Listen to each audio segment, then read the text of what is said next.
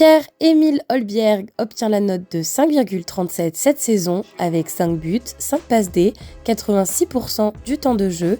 Acheté 13 millions il y a 2 ans, il est encore en contrat jusqu'en 2028. Valeur estimée actuelle, 10 millions d'euros. Pierre-Emile Holbjerg, qui est mon chouchou sur les 2 dernières années, même si j'ai pas été tendre avec lui récemment.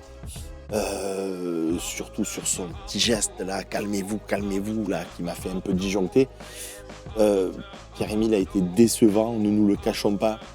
Et quand on regarde les performances globales de l'équipe, je pense que ça a été un de ceux qui a été le moins mauvais, en tout cas dans mon regard, même s'il y a un réel désamour. Je sais qu'il y a beaucoup qui voudraient lui mettre 0 étoile, 1 étoile.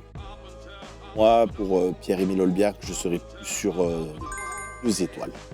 Excusez-moi les amis, je vais jeter un pavé dans la mare, mais est-ce qu'on n'est pas sur une petite escroquerie au niveau du capitanat de Pierre-Emile Holbjerg? Est-ce que ça a vraiment été un capitaine? Est-ce qu'on l'a vu dans les moments difficiles? Est-ce qu'il a ce côté, c'est le viking, il est musclé, il est tatoué, donc on se dit le brassard, ça lui va bien. Mais est-ce qu'il a vraiment assumé ce rôle? Est-ce que ça en fait de nous vraiment un joueur par lequel on a envie d'être représenté à Marseille? Moi, je suis vraiment pas sûr. J'ai mis de très gros doutes sur ce cas-là. Donc, je vais aller sur 1 étoile. Et encore, je trouve que c'est très, très bien payé.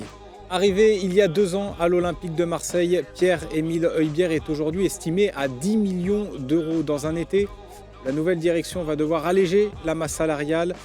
Le 2e plus gros salaire de l'effectif représente une belle opportunité pour cette nouvelle direction.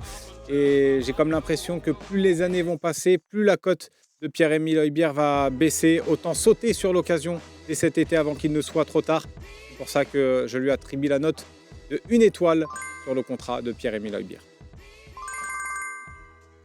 Avec seulement 4 étoiles sur 10, il vaudrait mieux se séparer de Pierre-Emile Holbjerg.